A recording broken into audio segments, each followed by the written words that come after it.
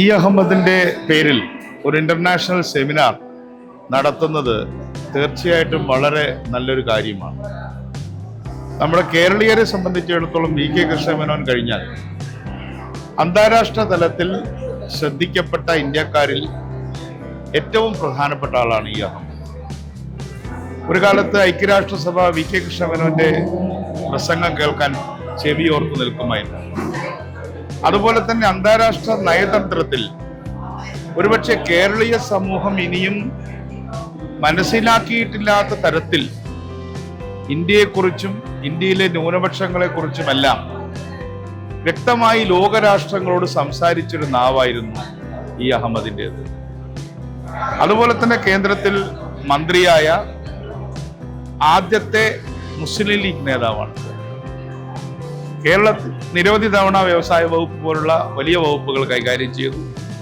നിരവധി തവണ ലോക്സഭയിലും അസംബ്ലിയിലും ജയിച്ചു. താഴെത്തട്ടിൽ മുനിസിപ്പൽ ചെയർമാനായി.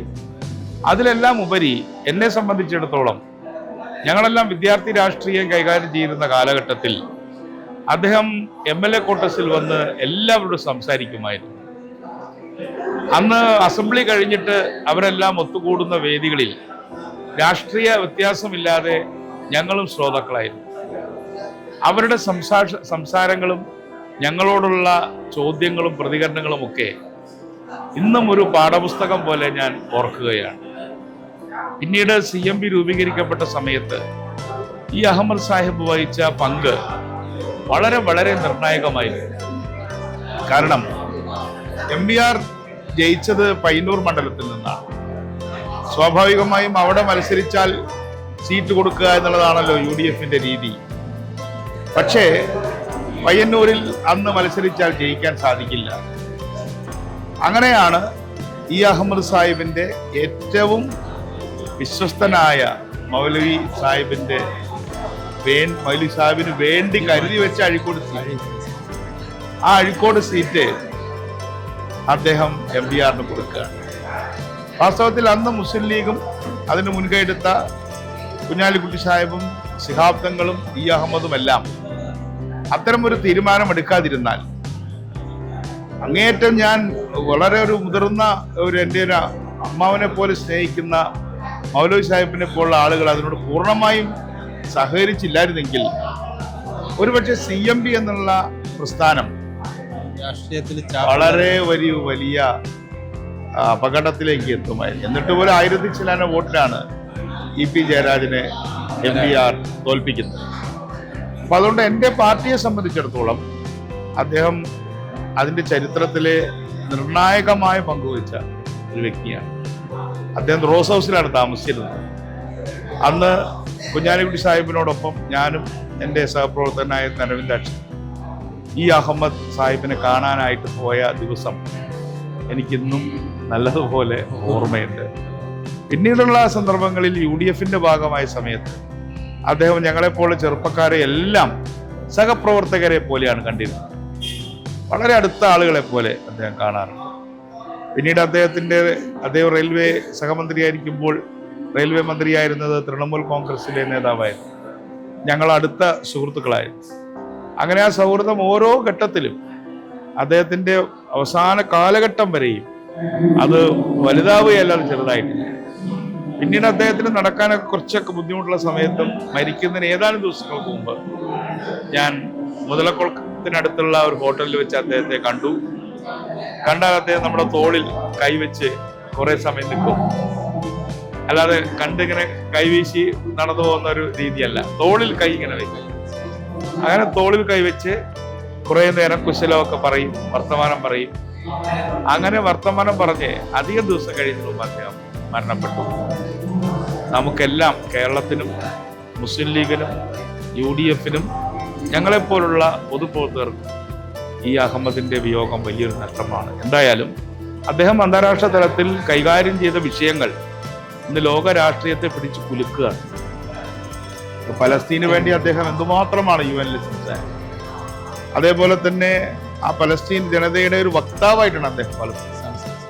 ഇന്നിപ്പോൾ പലസ്തീനിൽ ഹോട്ടൽ തുടങ്ങാമെന്ന് പറയുന്ന അമേരിക്കൻ പ്രസിഡന്റ് ഉള്ള കാലമാണ്. ഇതൊക്കെ പറഞ്ഞിരുന്നത് ന്യൂയോർക്കിൽ വെച്ചായിരുന്നു എന്ന് ഓർക്കണം.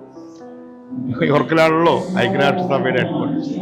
എന്തായാലും അദ്ദേഹത്തിൻ്റെ രാഷ്ട്രീയവും അദ്ദേഹത്തിൻ്റെ സ്നേഹവും എല്ലാം കേരളം എല്ലാ കാലത്തും ഓർമ്മിക്കും. ഈ അമേരിക്കയിൽ അനധികൃത കുടിയേറ്റക്കാരെ ഒഴിപ്പിക്കുന്ന ഒരു പ്രാകൃതമായ ആ രാജ്യത്തിൻ്റെ സെക്യൂരിറ്റിയുടെ പ്രശ്നമാണ് അവർ ഒഴിപ്പിക്കണം. പക്ഷെ അതൊരു പ്രാകൃതമായ രീതിയിൽ ചങ്ങലക്കെട്ട് ഒക്കെ വളരെ ഇന്ത്യൻ ജനതയെ അപമാനിക്കുന്ന രീതിയിൽ നാട് കടത്തപ്പെടുമ്പോൾ അഹമ്മദ് സാഹിബിൻ്റെ ഒരു അസാന്നിധ്യത്തെ നമ്മൾ തീർച്ചയായിട്ടും ഈ അഹമ്മദിനെ മുതൽ ഇന്ദിരാഗാന്ധി വരെയുള്ള ആളുകളുടെ അഭാവം, കൃഷ്ണമേനോനെ പോലുള്ളവരുടെ അഭാവം, ശക്തരായ ഇന്ത്യൻ നേതാക്കന്മാരുടെ അഭാവം വളരെ തുറച്ചു നോക്കുകയാണ് നമ്മൾ. അമേരിക്കയ്ക്ക് ഇടുക എന്നുള്ളതൊരു പുതിയ കാര്യമല്ലല്ലോ. ചങ്ങലക്ക് ഇട്ടിട്ടാണ് അവർ ആഫ്രിക്കയിലെ ജനങ്ങളെ കപ്പലിൻ്റെ അടിത്തട്ടിൽ തണ്ടുവലിക്കാൻ വേണ്ടി കടത്തിയത്. ഈ ചങ്ങലക്കിട്ട അടിമകളാണ് സ്വയം തണ്ടുവലിച്ചുകൊണ്ട് ചാട്ടവാറടിയേറ്റ് ഈ കപ്പലിൽ അടിമത്തത്തിലേക്ക് തുഴഞ്ഞു പോയത് ചങ്ങലിൽ കിടന്ന അടിമകളായിരുന്നു. അതുകൊണ്ടാണ് കേഷസ്കളെ പോലുള്ള ആളുകൾ അവരുടെ പൂർവ്വകാല സ്വത്വമായിട്ടുള്ള ഇസ്ലാം തിരിച്ചെടുത്തത്, മുഹമ്മദ് അലിയായിട്ട് മാറിയത്. അപ്പം അത് ഒരു ഭാഗം. മറുഭാഗത്ത് ആഫ്രിക്കൻ രാജ്യങ്ങളിൽ നിന്ന് ആളുകളെ മൃഗങ്ങളെ പിടിക്കുന്നതിനേക്കാളും മോശമായിട്ട് പിടിച്ചിട്ടാണ് അമേരിക്ക ഉണ്ടാക്കിയത്. അമേരിക്കയിൽ നിന്ന് ഞാൻ കൂടുതൽ പ്രതീക്ഷിക്കുന്നു. പക്ഷെ അമേരിക്ക എന്ത് ചെയ്യുന്നു എന്നുള്ളതല്ല, അമേരിക്കയുടെ ഈ നടപടിക്കെതിരെ ബാക്കിയുള്ളവരെന്ത് ചെയ്യുന്നു, ശബ്ദിക്കാൻ, അതാണ് പ്രധാനം. അൺഫോർച്ചുനേറ്റ്ലി ഇവിടുത്തെ BJPയുടെ പല ഹാൻഡിലുകളും അല്ലെങ്കിൽ RSS അനുഭാവികളായിട്ടുള്ള ആളുകൾ വ്യക്തിപരമായിട്ട് തന്നെ പലരും അവർക്ക് ഇതിനെയൊക്കെ ന്യായീകരിക്കുന്നത് കാണുമ്പോൾ വളരെ സങ്കടകരമായിട്ടുള്ള കാര്യമാണ്. ഇതാദ്യമായിട്ടല്ല നമ്മൾ കുടിയേറുന്നത്. കോമഗത മാരു എന്ന് പറയുന്ന കപ്പലിൽ പണ്ട് കാനഡയിലേക്ക് പോയ ആളുകളെ തിരിച്ചുവിട്ടതാണ് സ്വാതന്ത്ര്യ സമരത്തിന്റെ ഒരു ട്രിഗറായത്. കോമഗത മാരുവിന്റെ കഥയൊക്കെ എല്ലാവരും മറന്നുപോയി. ഇനി ഈ പറയുന്ന ഇന്ന് അമേരിക്ക സ്വന്തമാക്കി വെച്ചിട്ടുള്ള വെള്ളക്കാര്, അവർക്ക് അവിടെ എന്ത് കാര്യം? അവര് ഇല്ലീഗൽ മൈഗ്രൻസ് അല്ലേ? അവര് കടലാസ് വാങ്ങിയിട്ട് അവിടുത്തെ മായന്മാരുടെയും ഇൻക വംശക്കാരുടെയും ഗോത്രങ്ങളുടെയും അനുവാദത്തോടു കൂടിയാണോ അമേരിക്ക കയറിയത്? അപ്പൊ ഞാനതുകൊണ്ട് എൻ്റെ ഫേസ്ബുക്കിൽ ഞാൻ പറഞ്ഞത്, ഇപ്പൊ ആലിയൻസ് എന്നാണ് പറയുന്നത്, അന്യഗ്രഹ ജീവികൾ. ഇവര് യൂറോ ആലിയൻസ് ആണ്. അമേരിക്കൻ ഭൂഖണ്ഡത്തെ സംബന്ധിച്ചിടത്തോളം അമേരിക്കൻ ഭൂഖണ്ഡത്തിൽ വെള്ളക്കാർ ഒരു പുതിയ പ്രതിഭാസമാണ്.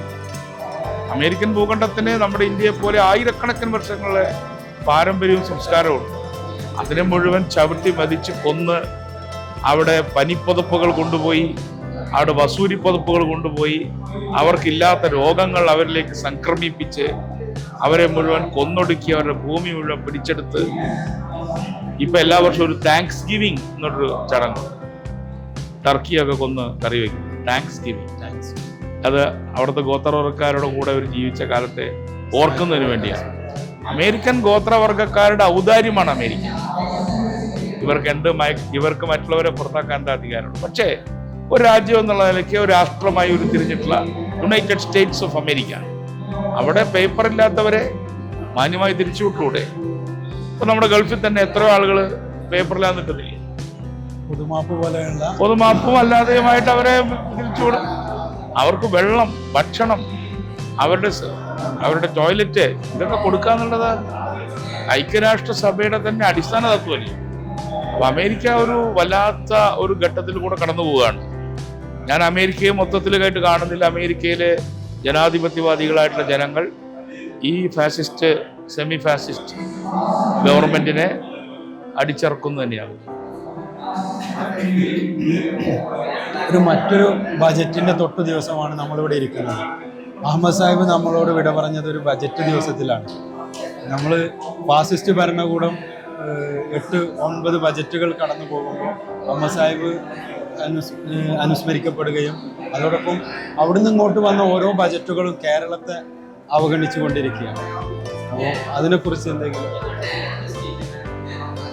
കേരളത്തെ ബജറ്റിന്റെ പ്രസംഗത്തിൽ അവഗണിക്കുന്നു എന്ന് പറയുന്നത് ഒരു പത്രവാർത്തയാണ്. ബജറ്റ് പേപ്പറുകൾ മുഴുവൻ നോക്കേണ്ടതായിട്ടുണ്ട്. ഇന്ന് മാധ്യമങ്ങളിൽ കാണുന്ന പോലുള്ള കേന്ദ്ര നിക്ഷേപത്തിന്റെ പ്രഖ്യാപനങ്ങൾ ബജറ്റ് പ്രസംഗത്തിലില്ല. കേന്ദ്രം അവഗണിക്കുന്നത് കേരളത്തെ പോലൊരു സംസ്ഥാനത്തെ അല്ല, ഇന്ത്യയിലെ ജനങ്ങളെയാണ്. അതുകൊണ്ട് കേരളത്തെ പ്രത്യേകിച്ച് അവഗണിക്കേണ്ട കാര്യമൊന്നുമില്ല. അവർ പരിഗണിക്കുന്നത് കോർപ്പറേറ്റുകളെയാണ്. അത് വളരെ സിമ്പിളാണ്. അപ്പൊ അതിൽ ഏതെങ്കിലും ഒരു സംസ്ഥാനത്തെ അവരിങ്ങനെ നോക്കിയിട്ട് അവഗണിക്കൊന്നുമല്ല. അവർ യു പിയിലെയും ഇനി ഈവൻ ഇപ്പൊ ബീഹാറിന് കൊടുത്തു എന്ന് പറയുന്നത്, അവിടെയാണ് ഏറ്റവും കൂടുതൽ തൊഴിലുറപ്പ് പദ്ധതി ആവശ്യമുള്ളത്. മധ്യപ്രദേശ് അവർ ഭരിക്കുന്ന സ്റ്റേറ്റാണ്. അപ്പൊ അവിടെയും സാധാരണ ജനങ്ങളെ അവഗണിക്കുകയാണ്. അതുകൊണ്ട് കേരളത്തെ പ്രത്യേകമായിട്ട് അവഗണിച്ചു ഞാൻ കരുതുന്നില്ല. കാരണം ഇവിടെ അവർക്ക് പരിഗണിക്കത്തക്ക തരത്തിലുള്ള കോർപ്പറേറ്റുകൾ ഇല്ലാത്ത അവരുടെ ഒരു പ്രയാസമായിരിക്കും. അതുകൊണ്ട് അങ്ങനെയല്ല അതിനെ കാണേണ്ടതെന്നാണ് ഞാൻ വിശ്വസിക്കുന്നത്. വർക്കിംഗ് ക്ലാസ്സിന് വേണ്ടി ഈ ബജറ്റിൽ എന്തെങ്കിലും ഉണ്ടോ? ഒന്നുമില്ല. ഗിഗ് ബോയ്സിന് വേണ്ടിയിട്ട്, ഐ മീൻ തൊഴിലാളികൾക്ക് വേണ്ടി ഒരു ക്ഷേമനിധി പോലൊരു സംഭവമൊക്കെയാണ് പ്രധാനമായിട്ട് പ്രഖ്യാപിച്ചത്. അതേസമയം എല്ലാ തൊഴിൽ നിയമങ്ങളും ചുരുക്കി 4 കൊണ്ടുവന്നു. ഇപ്പോൾ അതാ ഇൻഫോസിസ് അവിടെ ട്രംപ് വന്നതിന്റെ പേരിലായിരിക്കും 400 പേരെ ഗുണ്ടകളെ, അതിന് ബൗൺസേഴ്സ് എന്നാണ് വിളിക്കുന്നത്, ഗുണ്ടകളെ വെച്ച് പുറത്തിറക്കി. ഈ ഗവൺമെന്റിന്റെ അനുവാദത്തോടു കൂടിയല്ലേ. ഒരു നല്ല തൊഴിൽ മന്ത്രി ഉണ്ടെങ്കിൽ അത് ചെയ്യില്ലല്ലോ. അപ്പൊ അതുകൊണ്ട് BJP നമ്മളെ പ്രത്യേകമായിട്ട് അവഗണിക്കല്ല. അവര് ഇന്ത്യയിലെ പാവപ്പെട്ടവരെയും ന്യൂനപക്ഷങ്ങളെയും ദരിദ്ര ജനവിഭാഗങ്ങളെ അവഗണിക്കുകയാണ്. അതിന്റെ കൂടെ നമ്മൾ പെട്ടെന്ന് എന്തായാലും thank you sir. Thank you.